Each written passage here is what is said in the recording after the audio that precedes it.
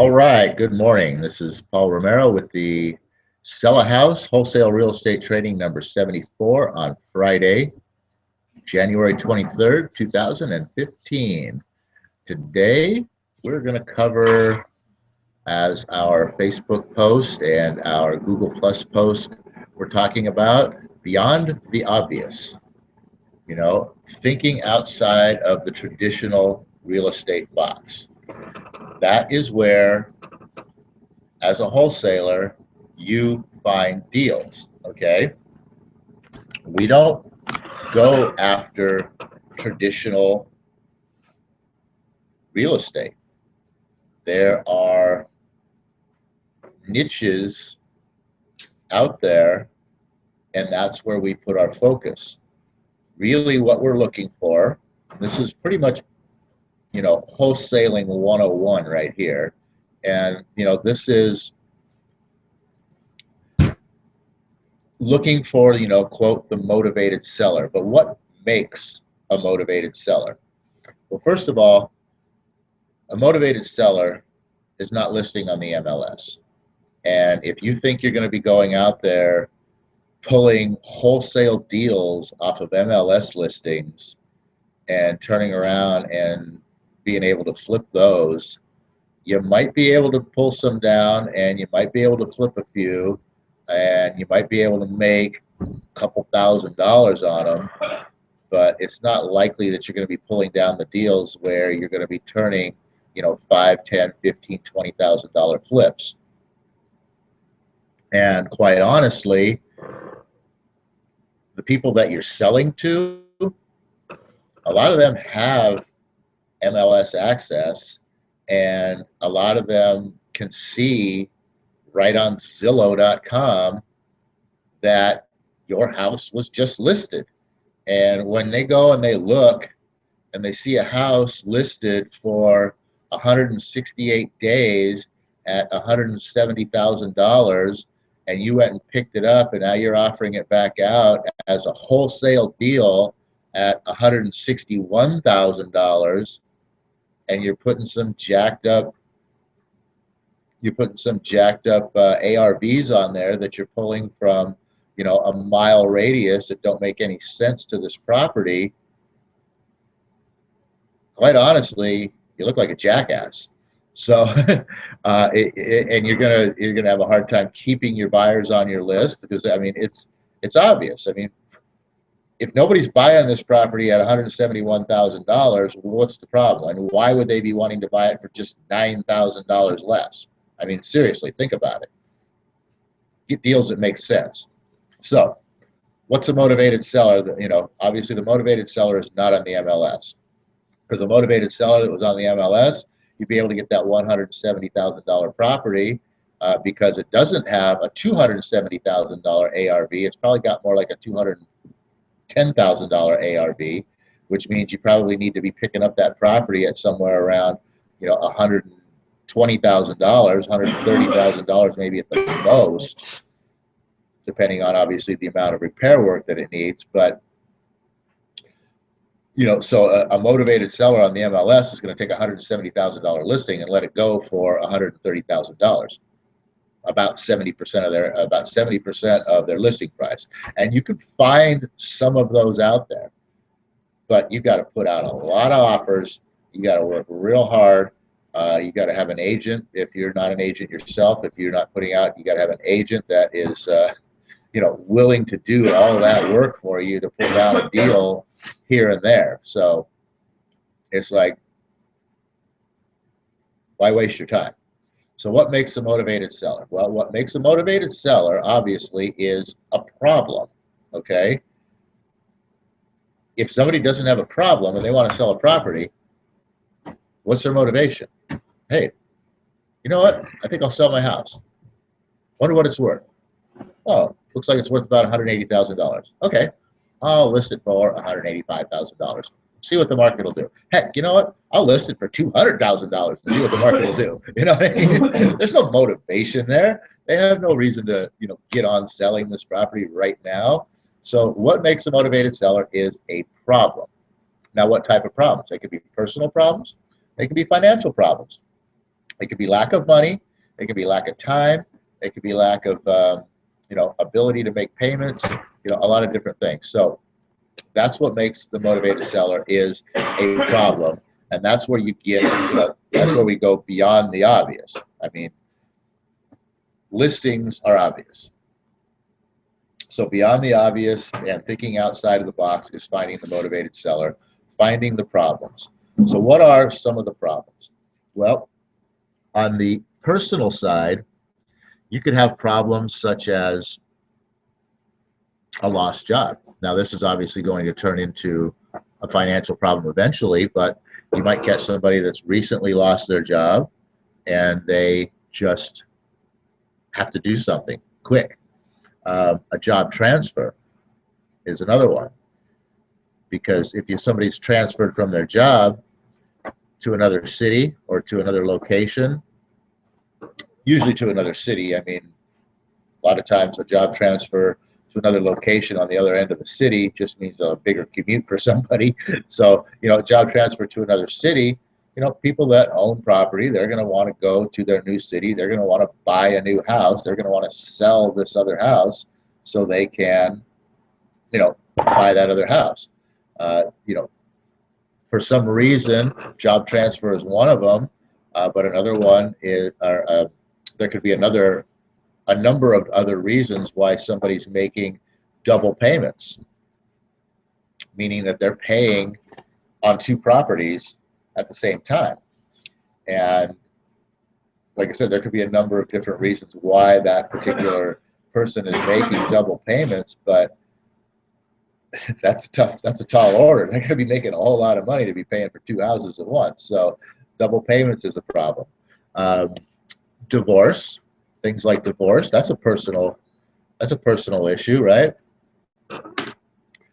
If somebody's just recently gotten a divorce and the court has ordered, or within amongst themselves they've decided, or or your best case scenario, you find the War of the Roses feud, that they hate each other so much that one just wants to burn the other one so badly that they can't have the house, that they just want to fire sale it out there and get rid of it for dirt cheap, just so the other person can't have anything. That's your real motivated seller right there. But divorce is a personal problem. Some of the another personal problem might be inheritance. People. If you probably went out into the street and asked 50 people, hey, how do you feel it would be if you were to inherit a house? And probably 48 of them would say, oh, that would be fantastic. If I could inherit a house, and it was, that would be just amazing. Well, that's because only 2% of them have actually inherited a house and realize all of the potential headaches and hassles that come along with that. If you're inheriting a free and clear property that was kept in perfect condition, then hey, that's a pretty good deal. That's a nice inheritance. But if you're inheriting a property that maybe has some financial problems, maybe it's upside down, maybe there's too much money owed on it, or the fact that there's just a mortgage on it. Now all of a sudden, hey, there's an issue right there where all of a sudden you just picked up a double payment. You got to make the payments on that. Well, there's still a mortgage on this. You've inherited it. Well, you got to make the payments on that too. There's another reason for double payments right there. So, people who inherit a property, like I said, and then they find out that there's all these other headaches, and that this big grand idea of inheritance of inheriting a property, this big windfall of inheriting a property sometimes isn't so grand. There could be a lot of problems. Maybe this property's been severely neglected and it needs a whole pile of work, or maybe their relative was somewhat of a hoarder and they just have a mountain of stuff that they now have to deal with. So there's a lot of issues that go along with inheriting a property. that can create a problem. Then of course there's your financial issues as well too. With some of your financial issues, obviously is potential foreclosure. That's obviously a financial problem. And there's a couple of different stages of foreclosure. You got people who are falling behind on their payments and they haven't received what's called the notice of default yet. That's really the signifier of, hey, we're foreclosing on you and we're going to be selling your house. So there's the people in actually this is kind of called pre-foreclosure, but there's, I guess you'd call it pre-foreclosure, where they're just behind on their payments. Now, if you can get a hold of these people, obviously there's not as much motivation there because they're going to have a lot more feeling. There's going to be a lot more feeling of, we're going to be able to do something here, or at least a lot more hope in the fact that, they hope something's going to happen, that they're going to be able to do something here, whatever the case is. So there's that segment. And then you have the post notice of default. This is where all the investors now know that these guys are, facing foreclosure, and so your competition level just went up dramatically, but still they're in pre-foreclosure, and they either are going to have a way to do this or they're not going to have a way to do this. So you're going to be filtering out those people who can and who can't. And then of course there's the trustee sale. Some states don't have that. Some states have that attached right into the NOD. Some states you get down to a certain point in the NOD and then you get another notice of the actual sale, which gives you another period of time, not very long usually, maybe 20, 30 days, something like that. But that's obviously a higher motivated person because now they are, the clock is winding down very swiftly. So just realizing how the different levels of motivation just within the foreclosure system, within the foreclosure process can generate higher levels of motivation. And so thinking beyond the obvious of I'm just going to go out there and go for foreclosures, breaking it down and thinking where's the most motivation. But then again, too, like I said, you've got to foreclosures are difficult because, like I say, you've got, hey, I can wait till they get to the high motivation point. But then again, too, you got to consider the fact that you've got a lot of competition, and maybe someone else got to them a little bit sooner, maybe built a little bit of rapport with them, and now that they are getting down to that point, they feel comfortable with that person, and even though you're there knocking on the door, they're going to be like, thank you very much, but I'm already working with somebody else. So there's some difficult things to think about there. Do you want to get in front of them first, try to become their friend, try to be that person who's going to be there for them when they need them, or do you want to try to swoop in at the last minute, get them when they're there? Do you want to try to get them way early? So there's a whole lot of different things there. Another financial problem, obviously bankruptcy is a financial problem. When people are facing bankruptcy, a lot of times people in foreclosure will use bankruptcy as a way to keep their house. So that's a situation where, okay, how does this benefit me if they're using this bankruptcy to actually keep their house? Well, it's not so much the people that are looking for a way to keep the house. It's so much more so the people who are failing at the bankruptcy. See, when they get a bankruptcy, they get a settlement and they get new terms, and they have to live up to these terms. And if they fail to live up to these terms, then they get dismissed or they get discharged, whichever one it is, I forget, but they get kicked out of their bankruptcy, basically. When they kicked out of their bankruptcy, all that protection that they had now suddenly goes away again. So there's the people who are failing at bankruptcy, who got a bankruptcy that are failing at it. That's kind of an out of the box area where people aren't going after a whole lot. So that's kind of an open market right there. That's maybe a niche that isn't being hit as hard as some other areas. Areas like vacant not vacant properties, but absentee owners. That's a big, huge, big, hugely, what's the word I'm looking for? Hugely promoted avenue is to for newbie investors, go after absentee owners because they're not associated with this property. And when you find these people that do have these problems, well, this is a little bit of another thinking out of the box thing. You have to think about, well, okay, absentee owners. Everybody's talking about absentee owners. Maybe I should go after absentee owners. Well, if everybody's talking about absentee owners, maybe there's a lot of people going after absentee owners, and maybe your competition is high. And what's going to make you stand apart? What's going to get them to, out of the 6 letters they got this month as an absentee owner, what's going to make them pick yours and go, hey, this is the guy right here. This guy makes sense. I'm calling him. So that's another bit of out of the box thinking that you need to also incorporate. A little something beyond the obvious is not just sending out the same old generic letter that everybody else is sending. That's another little beyond the obvious kind of thinking that it takes to be successful at wholesaling. So bankruptcy. So the absentee owner.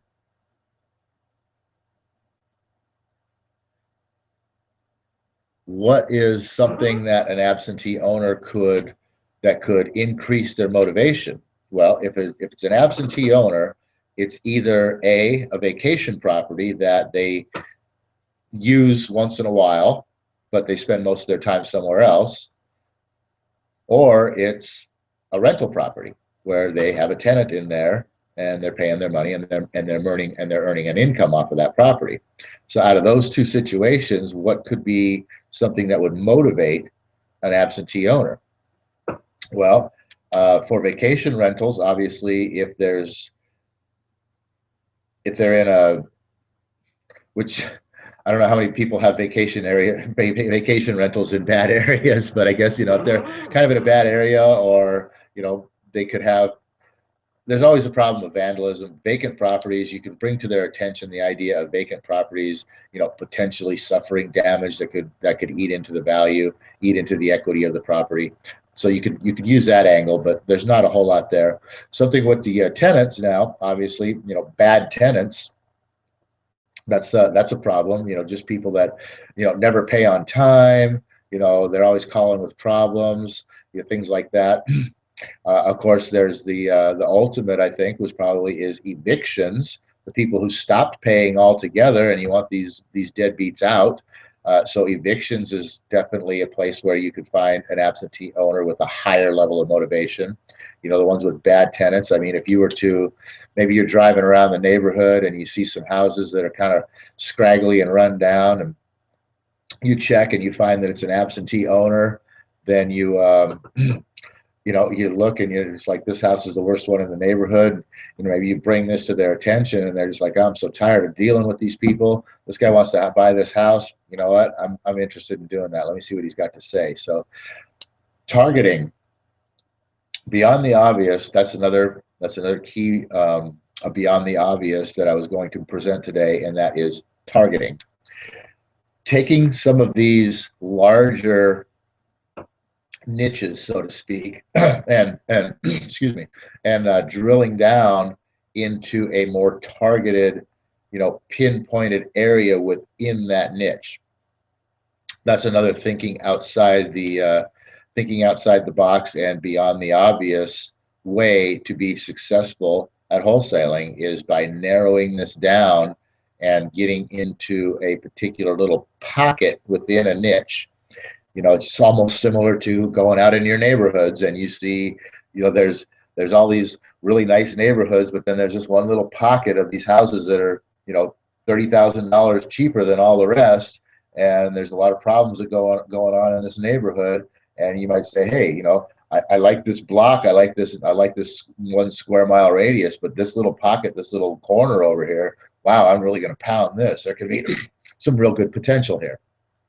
Same thing in your niches, in your different areas of finding motivated sellers. You might realize that, hey, like I just said, with the absentee owners, you might realize that within absentee owners, maybe maybe within absentee owners, you find that people who are, between the ages of 65 and 70 have this higher motivation level to sell their properties because they're maybe ready to, move on to another stage in their life. So narrowing down, targeted focus is another beyond the obvious tactic that makes you a successful wholesaler.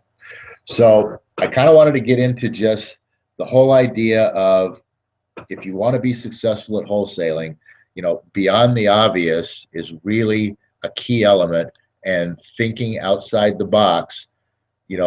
The saying goes, look at what everyone else is doing and do the opposite, right? That's that's how you become successful at anything.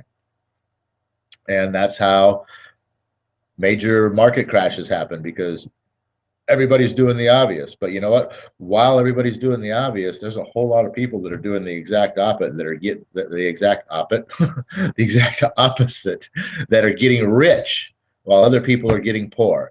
So if you do the opposite of what other people are doing, you're going to be a whole lot more successful. Going after the blanket niche is what everybody else is doing. Drilling that blanket niche down to a more targeted, higher motivation level, and instead of spending $1,000 to hit 1,000 people, you figure out that out of that 1,000 people, there's only 100 people that are really worth your time and really worth your marketing dollar. Not only are you saving yourself some money, but now you're just getting to the people that you really want to be talking to. So with that, everybody, O universe, I ask not for more riches, but for more wisdom, with which to make better use of the riches given to me at birth, consisting of the power to control and direct my own mind to whatever end I might desire, which is wholesaling real estate, being successful, drilling down the niches, getting this kind of quality information here at sellahousearizona.com. Excuse me. YouTube channel and from the Property Noodlers. And if you don't have an idea of how to do the drill down, how to find the targeted niches, how to really get to the highly motivated people and really, really, really find the gold within the wholesaling programs, propertynoodlers@gmail.com. Send us an email, join our team. We're looking for committed people, not people that are just interested, who are willing to do this only when it's convenient, but people that are committed and that want to make a difference in their life.